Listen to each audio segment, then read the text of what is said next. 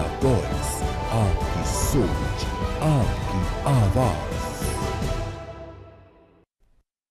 नमस्कार, मैं हूं समृद्ध मिश्रा और आपका स्वागत है इंडिया वॉइस पर। वक्त तो चला है हमारी खास पेशकश रिपोर्टर्स लाइव का। तो शुरुआत करते हैं पहली खबर के साथ।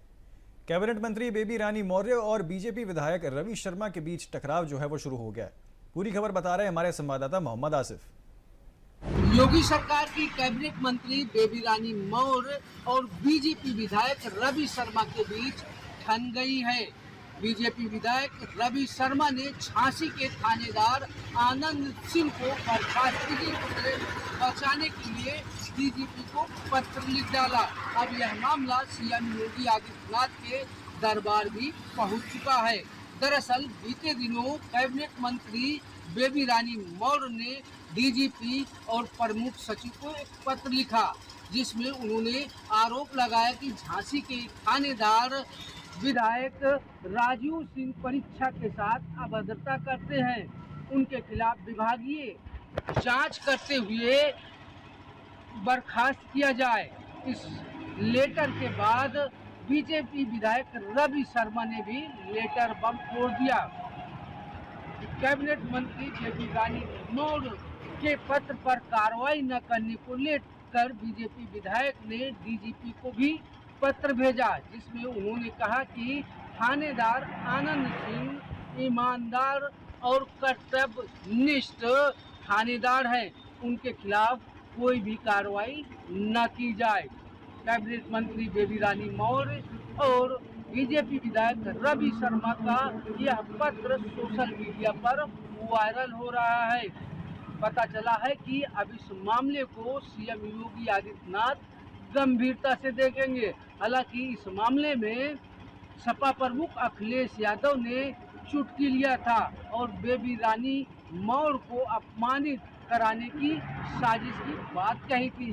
फिलहाल अब यह देखना है कि झांसी के थानेदार आनंद सिंह पर क्या कार्रवाई होती है, क्योंकि एक तरफ कैबिनेट मंत्री बेबी रानी मौर्य है तो दूसरी तरफ उन्हें बचाने के लिए बीजेपी विधायक रवि शर्मा ने लेटर लिखा है। सहयोगी फैज के साथ आसिफ बेग, इंडिया वॉइस, लखनऊ। उत्तराखंड कांग्रेस का संगठन सृजन कार्यक्रम जोरों से चल रहा है। अब तक क्या कुछ हुआ है बता रहे हैं हमारे संवाददाता अभय कैंतुरा। उत्तराखंड कांग्रेस में चल रहा संगठन सृजनात्मक का कार्यक्रम अब अपने अंतिम चरणों में पहुंचने वाला है। 13 जिलों में से 9 जिलों में संगठन सृजन के जो कार्यक्रम थे वो पूर्ण हो चुके हैं, यानी जो जिला कार्यकारिणियां बननी है उसकी तैयारी पूरी हो चुकी है। अब सिर्फ 4 जिलों के और यहाँ पर कार्यक्रम बचे हुए हैं, जिनको आगामी सप्ताह में पूरा करने का लक्ष्य यहाँ पर पार्टी ने रखा है। जिस प्रकार से संगठन सृजन के कार्यक्रम चल रहे हैं, तो ऐसे में समझा जा सकता है कि कांग्रेस 2027 के लिए अभी से ही अपनी बुनियाद को मजबूत करने का काम यहाँ पर करेगी। जिलों में संगठन मजबूत होगा, बूथ स्तर पर कार्यकारिणी मजबूत होगी, तो फिर 27 का जो चुनाव होगा उसे लड़ने में और आसानी यहाँ पर मिल पाएगी। इसीलिए कांग्रेस अपने संगठन सृजन के इस कार्यक्रम को बड़ा महत्वपूर्ण तरीके से अंजाम करने का काम यहाँ पर करेंगे। कोशिश यही है कि ऐसे नेताओं को जोड़ने का काम यहाँ पर किया जा सकता है, ऐसे नेताओं को दायित्व दी जा सके जो जनता के बीच अवेलेबल रहने वाले हों, जनता में जिनकी अच्छी पकड़ हो और पार्टी संगठन के कामों को बेहतर तरीके से कर सकते हों। कोशिश यही है, और अभी कहा जा सकता है कि कांग्रेस की तैयारी कितनी फलीभूत हो पाती है तो आने वाले दिनों में पता चल पाएगा, लेकिन इतना जरूर कह सकते हैं कि कांग्रेस की तैयारी इस रूप में है कि 27 का चुनाव जीता जा सके, सत्ता में वापसी की जा सके। कैमरामैन कुणाल साथ Abhay Kaintura, India Voice. DGP Rajiv Krishnan के कानून व्यवस्था को लेकर जो है मंथन किया है। क्या कुछ खास रहा है इस बैठक में बता रहे हैं हमारे संवाददाता मोहम्मद आसिफ। डीजीपी राजीव कृष्णा ने कानून व्यवस्था समेत 5 बिंदुओं को लेकर बीसी के जरिए आम बैठक किया। इस बैठक में डीजीपी राजीव कृष्णा ने साफ तौर पर निर्देश दिया कि महिला अपराध, जन सुनवाई और कानून व्यवस्था चुस्त दुरुस्त रखने के लिए अफसर पूरी तरह से मुस्तैद रहे। राजधानी लखनऊ समेत कई जिलों में पुलिस के खिलाफ मिली शिकायतों पर डीजीपी राजीव कृष्णा ने नाराजगी भी जताई। दरअसल देर रात डीजीपी राजीव कृष्णा ने एडीजी एलओ अमिताभ यक्स के साथ बीसी के जरिए यूपी के कमिश्नर एसपी के साथ अहम मीटिंग किया। इस मीटिंग में डीजीपी राजीव कृष्णा ने साफ तौर पर महत्वों को निर्देश दिया कि कानून व्यवस्था जन सुनवाई और साथ ही साथ महिला अपराध को लेकर पुलिस पूरी तरह से एक्टिव रहे। राजधानी लखनऊ, झांसी, जौनपुर समेत कई पुलिस अफसरों और पुलिस कर्मियों की शिकायत पर डीजीपी ने सुधरने का साफ तौर पर निर्देश दिया और साथ ही साथ पुलिस कस्टडी में होने वाली मौत को लेकर भी डीजीपी राजीव कृष्ण ने नाराजगी जताई। राजीव कृष्ण ने साफ तौर पर निर्देश दिया कि कानून व्यवस्था का पालन किया जाए और साथ ही साथ जिस तरह से कस्टोडियल डेथ बढ़ी है इसको लेकर अफसर सुधर जाए। डीजीपी राजीव कृष्णा ने नेपाल में हुई हिंसा के बाद सीमावर्ती जिलों में मुस्तैदी बढ़ाने, ड्रोन कैमरों से नजर रखने को लेकर भी दिशा निर्देश दिया। डीजीपी राजीव कृष्ण ने साफ तौर पर कहा कि कानून व्यवस्था के साथ खिलवाड़ करने वालों को कतई न बख्शा जाए। इसके अलावा डीजीपी राजीव कृष्ण ने यह भी बताया कि दर्जनों जिलों में शिकायतें कम हुई है। इसके अलावा डीजीपी ने कई जिलों के कप्तान की पीठ भी थपथपाई। कानून व्यवस्था को लेकर जिस तरह से यूपी डीजीपी लगातार समीक्षा बैठक करते हैं, अधिकारियों को दिशा निर्देश देते हैं और साथ ही चेतावनी देते हैं। फिलहाल अब देखना यह है कि डीजीपी के निर्देशों का यूपी में कितना पालन होता है, यह समय ही बताएगा। सहयोगी फैज के साथ आसिफ बेग, इंडिया वॉइस, लखनऊ। खबर प्रतापगढ़ से है, जहां गैंगस्टर एक्ट के तहत 2 शातिर अभियुक्तों को कुल तकरीबन 87 लाख की संपत्ति जो है वो कुर्क की गई है। इस खबर पर ज्यादा जानकारी दे रहे हैं हमारे संवाददाता अतुल कुमार। खबर यूपी के प्रतापगढ़ जनपद से है, जहां पर गैंगस्टर एक्ट के तहत 2 शातिर अभियुक्तों की कुल 87 लाख की संपत्ति कुर्क करने का आदेश न्यायालय जिला मजिस्ट्रेट प्रतापगढ़ शिव सहाय अवस्थी ने जारी किया है। लगातार जिले में अपराध में शामिल शातिर अभियुक्तों के खिलाफ शिकंजा कसने का अभियान जारी है, वहीं पर सशक्त कार्रवाई की जा रही है। बता दें कि प्रतापगढ़ जनपद के मानिकपुर थाना क्षेत्र निवासी राजू यादव, जिन पर संगीन धाराओं में 16 मुकदमे पंजीकृत हैं, जिसकी 82 लाख की संपत्ति कुर्क करने का आदेश जारी हुआ है। वहीं शेखर सिंह उर्फ राज प्रताप सिंह, जो कि बाघराय थाना क्षेत्र का निवासी है, उसकी भी कुल 5 लाख की संपत्ति कुर्क करने का आदेश न्यायालय जिला मजिस्ट्रेट प्रतापगढ़ द्वारा जारी किया गया है, जिसको लेकर प्रशासन सक्रिय हो गया है और जल्द ही कुर्क इन दोनों अभियुक्तों की संपत्ति को कुर्क करेगी। वहीं बता दें, प्रतापगढ़ जनपद में माफिया गुलशन यादव और माफिया अनूप सिंह की संपत्ति करोड़ों की संपत्ति रही, जिसको प्रशासन ने कुर्क किया है। वहीं अन्य अपराधियों की भी संपत्ति कुर्क करने का जो है सिलसिला जारी है और उन पर कार्रवाई की जा रही है। बता दें कि राजू उर्फ राजीव यादव, छविनाथ यादव जो सपा जिलाध्यक्ष इस वक्त कारागार में निरुद्ध हैं और उसका करीबी बताया जाता है और उसकी गैंग का यह मुख्य सरगना भी बताया जाता है कि राजू यादव छविनाथ का करीबी है और जिले से लेकर प्रदेश तक के अपराधों में शामिल रहता है। अब प्रशासन इनकी संपत्तियों को कुर्क कर कार्रवाई करेगी। प्रतापगढ़ जनपद से Atul Yadav, India voice, cameraman Ayush के साथ। खबर महाराजगंज से है, जहां भीषण सड़क हादसे में 1 की मौत और 3 गंभीर रूप से घायल हो गए। इस घटना पर ज्यादा जानकारी देंगे हमारे संवाददाता अनुराग। महाराजगंज जिले में शनिवार को भीषण सड़क हादसा देखने को मिला है, जिसमें बाइक सवार एक युवक समेत 2 वर्ष के एक मासूम की मौत हो गई है। जिले के घुगली थाना क्षेत्र के बल्लो गांव के पास शनिवार दोपहर करीब 1 बजे एल्यूमिनियम शीट लदी एक टेम्पो शिकारपुर सिंदुरिया मार्ग पर शिकारपुर की तरफ से सिंदुरिया जा रही थी। वहीं सिंदुरिया की तरफ से एक बाइक सवार बाइक पर 2 महिला और एक मासूम को बैठाकर आ रहा था। इसी दौरान परसा मोड़ के पास से परसा गांव की तरफ से एक तेज रफ्तार बाइक अचानक मुख्य सड़क पर आ गई। वही बाइक सवार को बचाने के चक्कर में टेम्पो और बाइक में आमने सामने भिड़ंत हो गई, जिसमें बाइक सवार युवक की मौके पर ही मौत हो गई। मौके पर मौजूद लोगों ने घायलों को प्राथमिक उपचार के लिए जिला अस्पताल भेजा, जहां इलाज के दौरान मासूम की भी मौत हो गई। वहीं सूचना पर मौके पर स्थानीय पुलिस की टीम पहुंची हुई है और जांच पड़ताल में जुटी हुई है। इंडिया वॉइस के लिए महाराजगंज से अनुराग जायसवाल। महाराजगंज में हाईकोर्ट के आदेश पर वर्ष 4.5 साल पहले हटाए गए अतिक्रमण का मलबा पुलिस बल की मौजूदगी में हटाया गया। इस खबर पर विस्तार से जानकारी देंगे हमारे संवाददाता अनुराग। महाराजगंज जिले में हाई कोर्ट के आदेश पर कल जो है अतिक्रमण का मलबा हटाया गया है। महाराजगंज जिले के बिटौली थाना क्षेत्र के करमही गांव के धर्मपुर टोला में 10 जनवरी 2021 को हाई कोर्ट के आदेश पर रास्ते की भूमि पर बने अवैध मकानों को बुलडोज किया गया था। वही इस दौरान जो है ग्रामीणों और पुलिस में तीखी झड़प भी हुई थी और ग्रामीणों ने पुलिस और राजस्व विभाग की टीम पर पथराव भी किया था। वही 10 जनवरी 2021 को तत्कालीन अपर पुलिस अधीक्षक, सीओ सदर, एसडीएम सदर समेत जिले के तमाम आला अधिकारी मौके पर पहुंचे थे और भारी पुलिस बल की मौजूदगी में अतिक्रमण को हटाया गया था। वही विवाद के बाद जो है अतिक्रमण का मलबा जो है शेष रह गया था।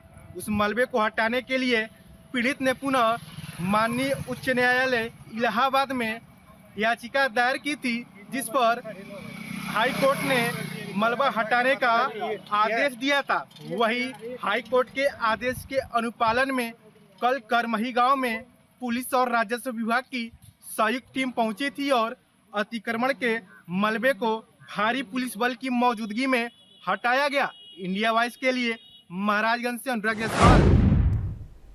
एक बहुत छोटा सा ब्रेक ले रहे हैं, जल्द लौटेंगे, आप बने रहिए इंडिया वॉइस के साथ। स्वागत है आपका। चलिए बाकी खबरों पर नजर डालते हैं।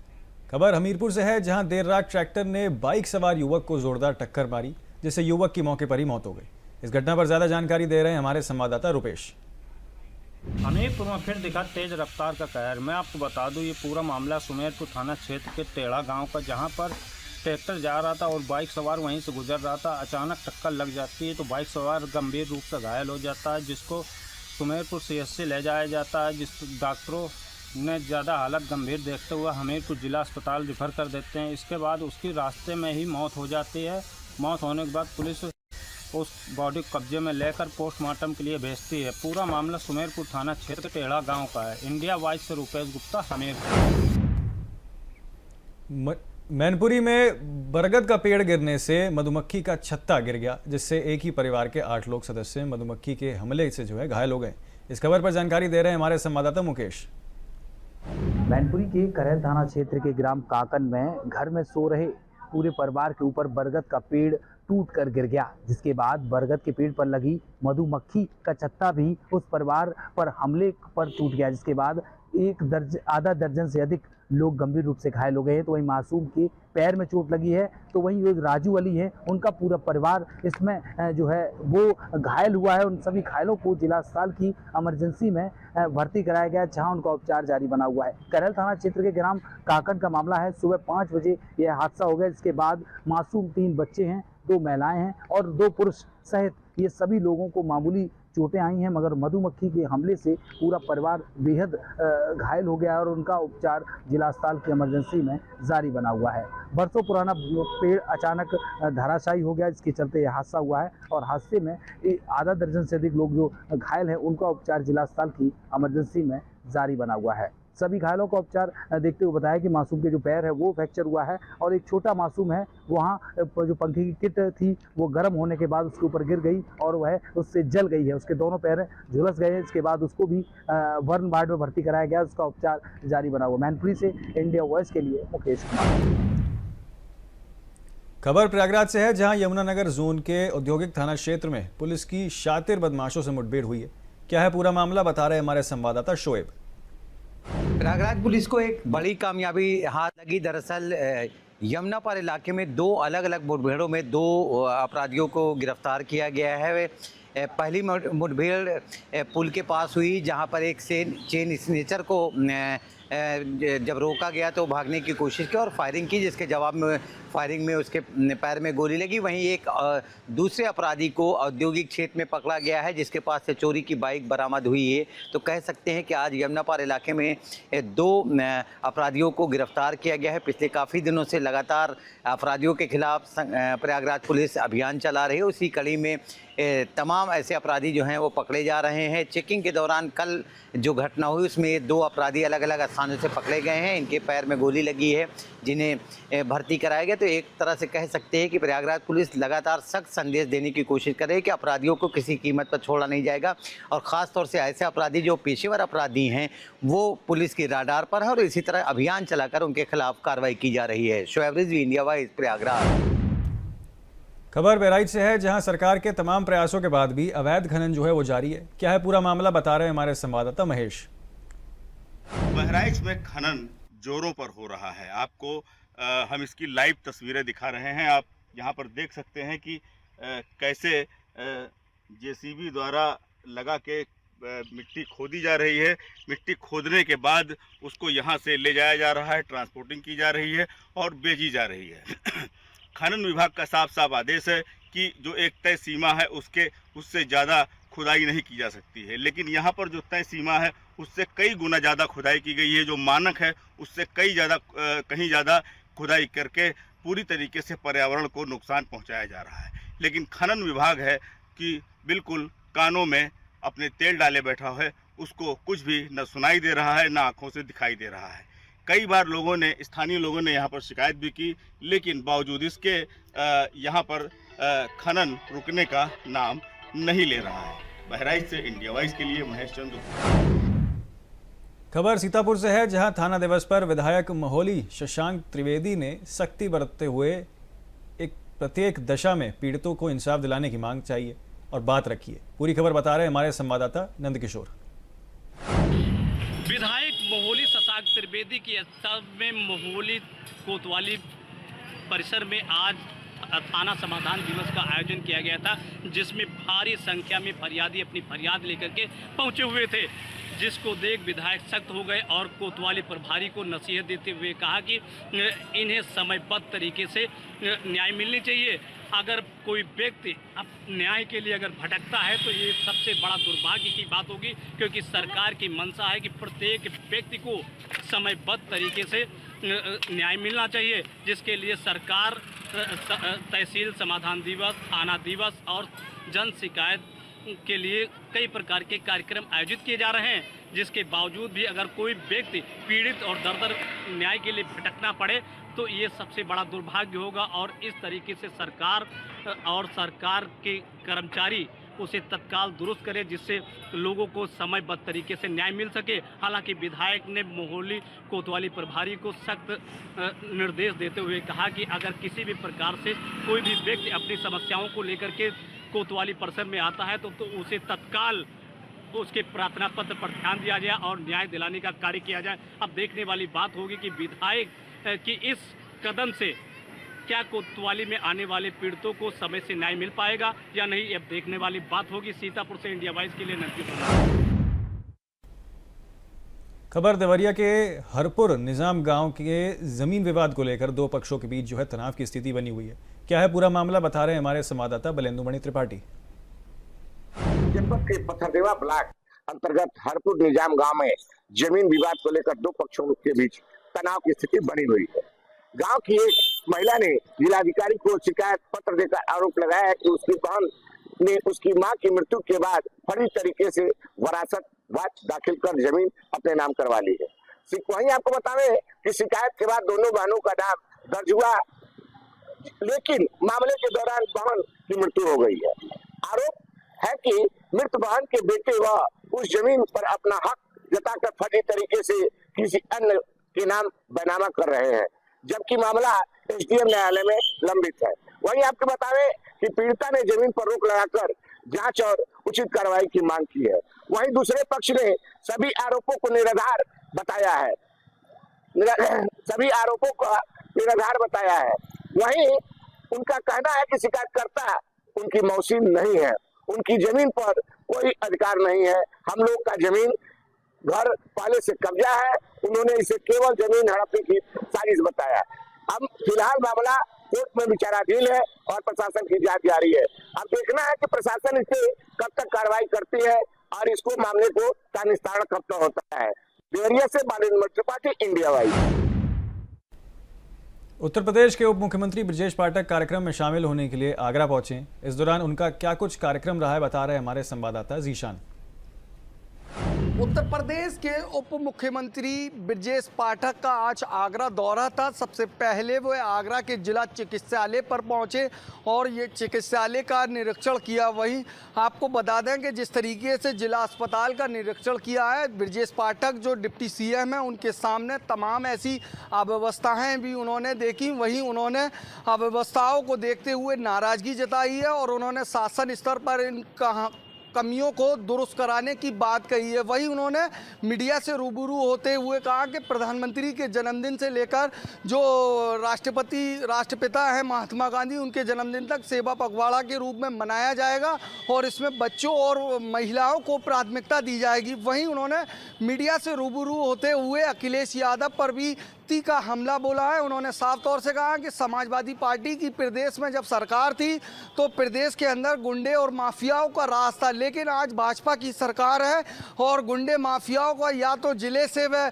बाहर चले गए हैं या फिर प्रदेश छोड़ चुके हैं। कह सकते हैं कि ब्रजेश पाठक का आज आगरा में दौरा है। वह जिला अस्पताल पहुंचे, उसके बाद वह 2 कार्यक्रमों में और शामिल होंगे। तो कह सकते हैं कि ब्रजेश पाठक लगातार इस तरीके के जो जिला अस्पताल है उनका निरीक्षण करते हैं और जो खामियां होती हैं उनको शासन स्तर पर दुरुस्त करने की बात कहते हैं। अब देखने वाली बात होगी कि जिस तरीके से जिला अस्पताल में जो खामियां पाई गई हैं वह कब तक शासन स्तर से दुरुस्त हो पाती हैं। अपने सहयोगी उमर के साथ जीशान अहमद, इंडिया वॉइस आगरा। तो फिलहाल के लिए रिपोर्टर्स लाइव में मेरे साथ इतना ही। आप देखते रहिए इंडिया वॉइस।